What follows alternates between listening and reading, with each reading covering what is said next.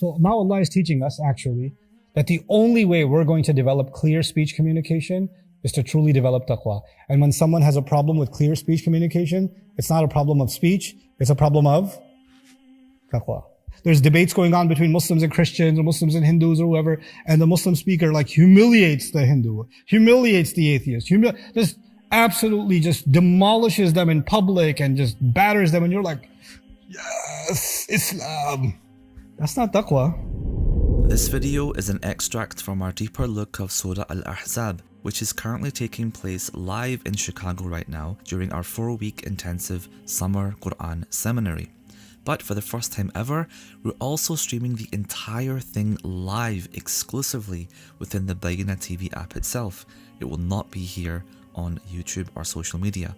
So, register now on bayyinahtv.com to join Ustad Nouman and other students on this transformational journey every evening from 7 to 10 p.m. Central Daylight Time.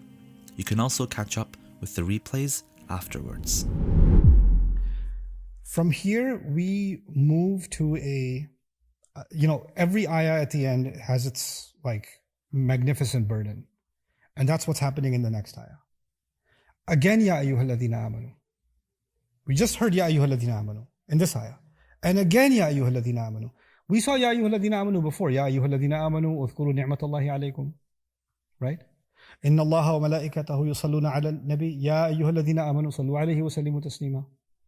So we saw Ya ayyuhalladhina amanu in the beginning. Then we saw Ya ayyuhalladhina amanu in the middle.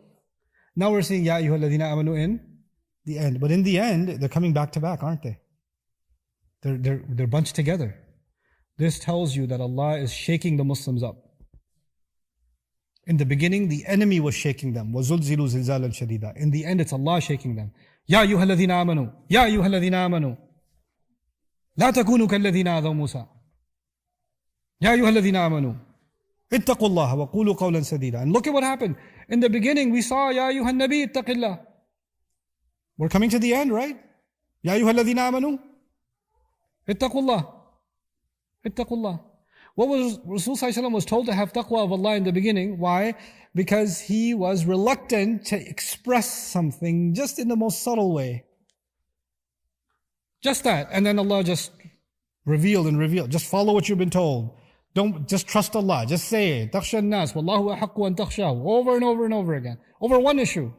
And at the end of it all, it wasn't even about Rasulullah Sallallahu Alaihi Wasallam, because the whole point of Rasulullah Sallallahu Alaihi Wasallam is to be sirajan munira for you and me. So by the end of this surah, you don't just remember, oh, what happened with Rasulullah Sallallahu Alaihi Wasallam and Zainab, what happened with Rasulullah Sallallahu Alaihi Wasallam and Zayd. No. What's going to happen with you? That's the point is what's going to happen with you. What's going to happen with me? Ya ayyuhalladhina amanu taqullaha wa qulu qawlan sadida. Have taqwa of Allah and say speech that is straightforward, ironclad. I'm going to show you some things. I don't know if you can see the screen. I want to show you the meanings of sad first. Then we'll go back. قُولُوا قَوْلًا سَدِيدًا is this is one of those worlds in an ayah. That's what this ayah is. First and foremost, let's understand what sad is. From sadid. As-sud was sad al-radam wal-jabal. A dam. You know where the water is held by a dam? That's called a sad. You know? هل نجعل لك خرجا على أن تجعل بيننا وبينهم سدا. And he said, no, I'll do better than sad. I'll make a stronger sad. It's called radma. Right? So sad is a dam. A large wall. It's also a mountain that barricades. A lot of empires in the world, they didn't keep expanding because they ran into mountains. Right, so they kept conquering until they ran into Caucasus or large mountain, ranges. And they're like, oh, well, I guess that's the end of the empire because it's too much to get on the other side of these mountains or go all around the ocean. It's going to deplete our resources. So this is the edge. This is the natural border God created for empires. Because you can't cross it. It's sealed. It's a natural seal, right? That's called sad. So from this, the meaning of sad is something firm, closed gaps, seals, straight. So Allah is giving a quality of speech. Have taqwa of Allah and speak a kind of speech that has the quality of sadid. Also the sarf of it is important. Sadid is fa'il. So this is sifa mushabbaha, something that is consistently sadid. What does that mean? It means your speech is consistently straight and it's consistently without gaps. Straight and without gaps. Like the mountain doesn't have gaps and you can't move forward, or the wall without any cracks, or the dam that the water can't get through, right? So it's no gaps and it's straight. The two qualities of the word sad. So now we have to think about speech. How do you make sure speech is straight? And how do you make sure speech doesn't have cracks in it, holes in it? You have to say things, let's talk about not having holes. You have to say things that will not be misinterpreted. You have to say things in a way that the intent you had for what someone needs to understand is perfectly clear.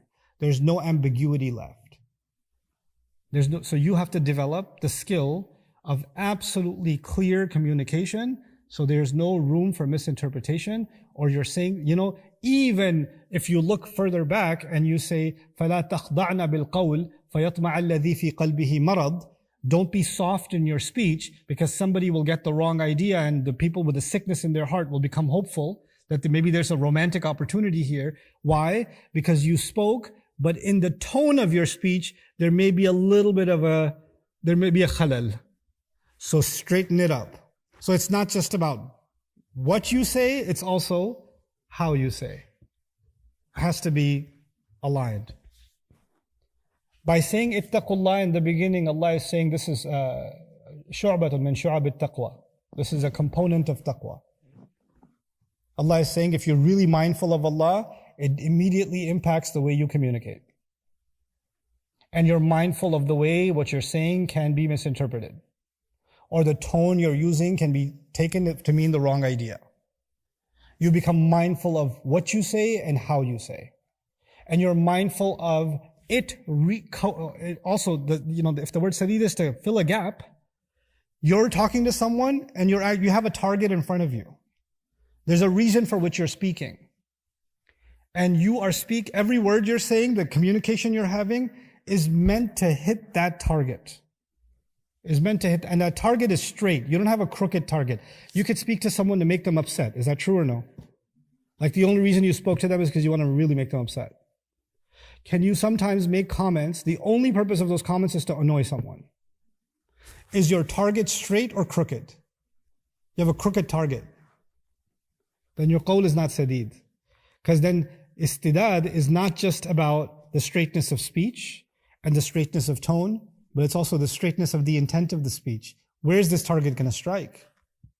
Am I trying to convince this person or aggravate this person? Am I trying to help this person or humiliate this person? What is my intent with this comment?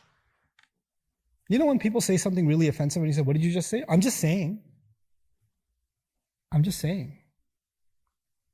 Or somebody will come to you and say, don't you think it's really stupid that you are taking this class? You say, what? I'm just asking a question. It's just a question. You're right, it is a question. But and it's a straightforward question. I'm not being offensive. I just want to know. They'll say, I just want to know. And you say, why do you want to know? Just curious.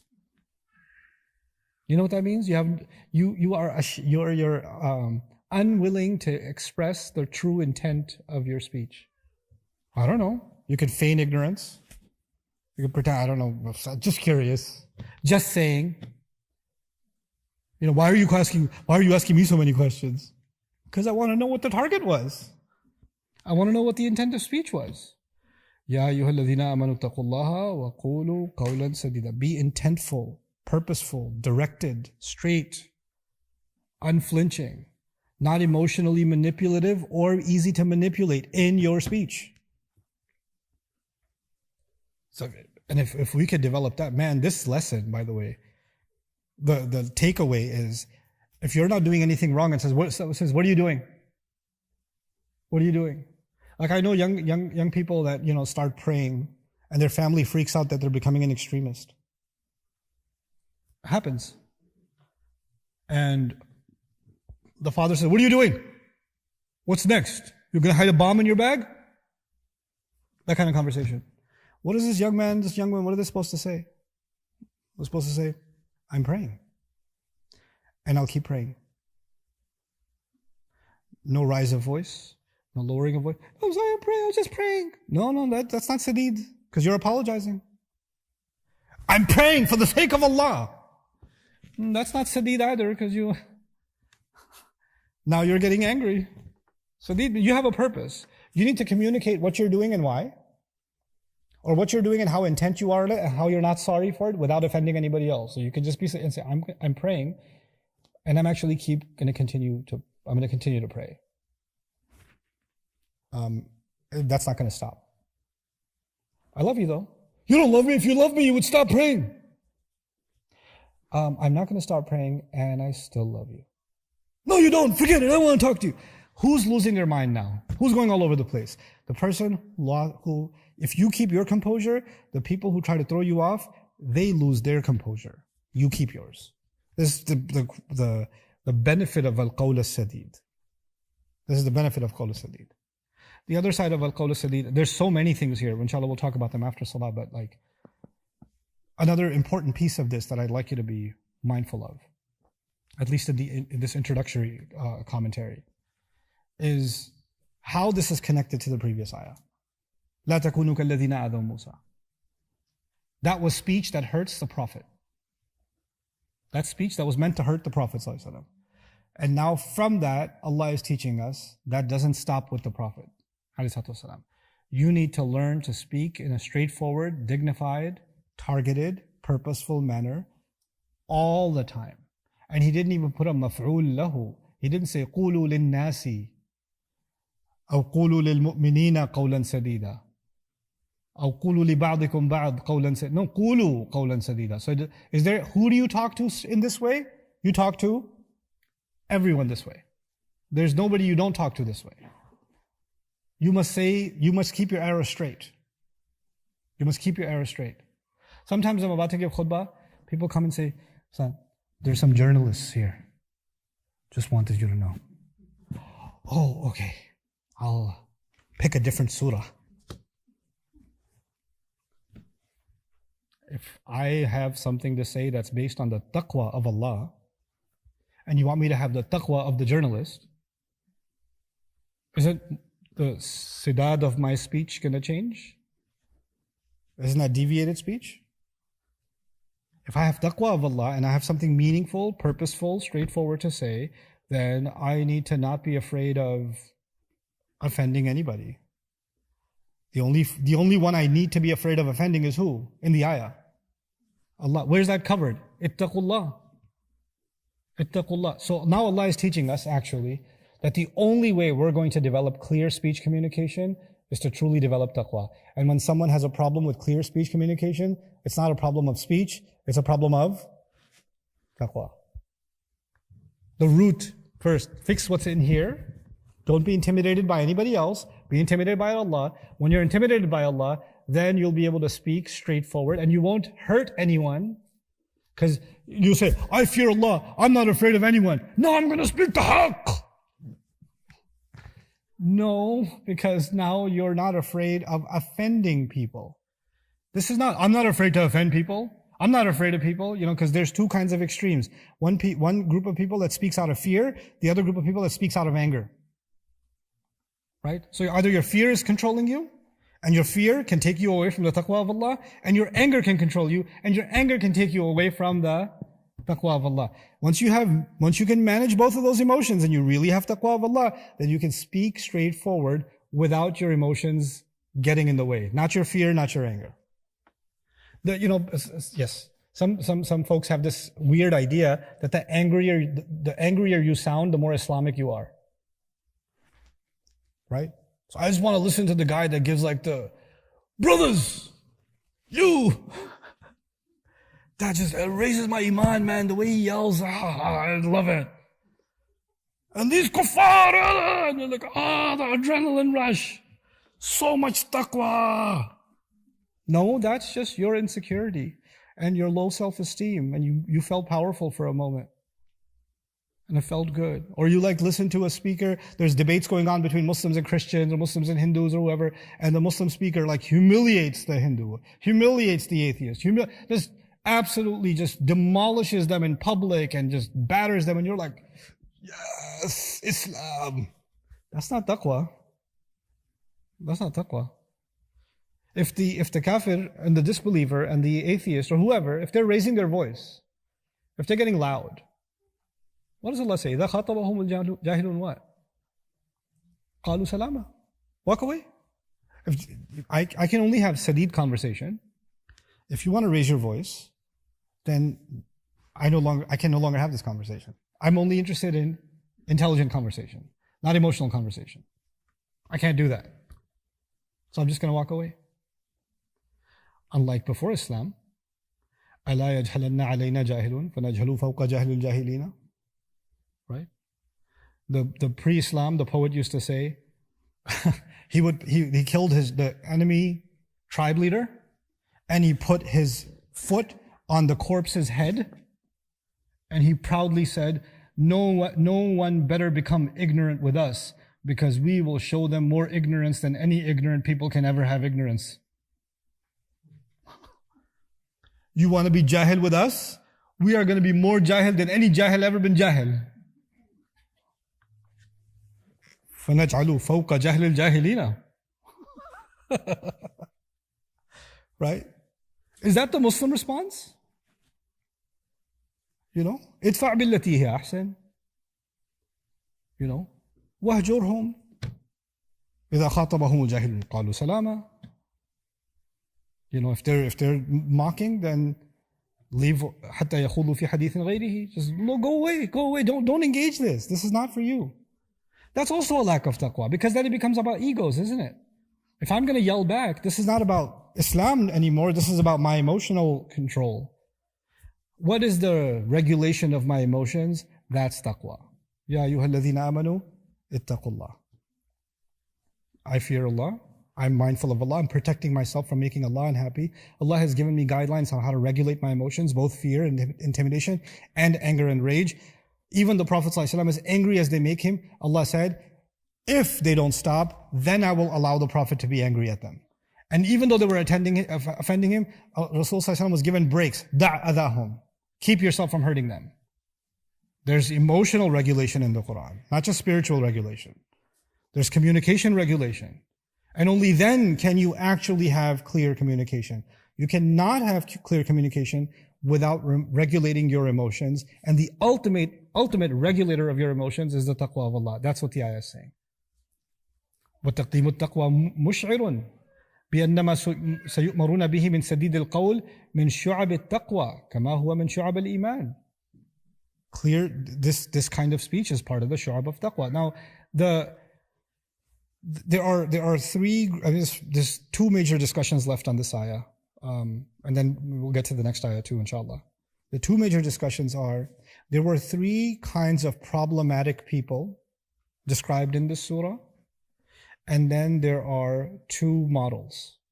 The three problematic people are al-munafiqun, alladhina fi qulubihim marad, and al-murjifun. Yeah? And if Allah is telling us to have taqwa of Allah and speak straightforward, implicitly He's saying the munafiqun don't speak straightforward. Alladhina fi qulubihim marad don't speak straightforward. And al-murjifun don't speak straightforward. But they all three have a different speech pathology. They all violate taqwa in their own ways. The munafiq is very clever with their speech in the Quran, yes or no? سَلَقُوكُمْ بِأَلْسِنَةٍ حِدَادٍ. They got sharp, metal, targeted tongues. They're very strategic with their comments. The problem is, when taqwa is in the heart, right? When the heart is in the wrong place, the arrow is shooting at the wrong target. It's a really good arrow, and it's a really good target, but it's the wrong target. You're very good at shooting your target. Because of nifaq, you always pick the wrong target. You pick the wrong target. Then you get الَّذِينَ فِي قُلُوبِهِمْ مَرَضٍ. They're not quite here, not quite there. Sometimes they speak and it hits the target. Sometimes they speak and it goes to the wrong target, because to them the target has become fuzzy. Because it's like if I'm comparing the heart to eyesight, their eyesight has become blurry. right? Their eyesight has become تعمى القلوب التي في الصدور, right? The hearts have become blind. So now, depending on the sickness, the more you start missing the mark, you're emotionally all over the place. So you're on sometimes, off sometimes, oscillating in your speech. Then you get the al-murjifuna fil Medina. The ones who want to create as many problems as possible, you know what they do? They do carpet bombing. Let's start every rumor possible, every lie possible. Hit the target, don't hit the target, try everything, something will stick. Let's flood Medina with all kinds of controversy, and hopefully something will land. Let's just take the quiver and take the arrow, just start shooting in the air. Right? Something will work. This is al-murjifun. Irjaf is literally like a zalzala. You're just trying to hit every place and any place. And you don't know which one's going to stick. This is why we found so many different kinds of attempts that the munafiqun were being duped into. Right? This is al-murjifun. So Allah says to the believers, well, the only way you're going to put a stop to this, the only way to create a response to this chaos is ittaqullaha wa qulu qawlan sadida. You're going to have the taqwa of Allah and you're going to speak in a directed, straightforward way. Now, this last comment before the prayer, inshallah. After the prayer, I'm going to talk to you about what is the opposite of al-qawl as-sadid. Because by opposites, things are known. تُعْرَفُ الْأَشْيَاءُ بِأَضْدَادِهَا. You recognize things by their antonyms, by their opposites. So if Allah is saying speak straightforward, clearly there's a problem of speaking not straightforward. There's al-iwaj fil kalam. Right? What does that look like? What does it mean to not speak straightforward? And how can I become more mindful of when I am and when I'm not speaking straightforward? What are the subtle ways in which I can start deviating from that? And the more I deviated from that, that is a violation of my own taqwa. So I have to protect my taqwa by protecting my speech. By the way, you'll notice in the next ayah, which we're not up to yet, you'll notice in the next ayah, Allah mentions يُصْلِحْ لَكُمْ أَعْمَالَكُمْ, right? He'll correct your actions. He'll fix your actions. Taqwa is where? In the heart. Speech is where?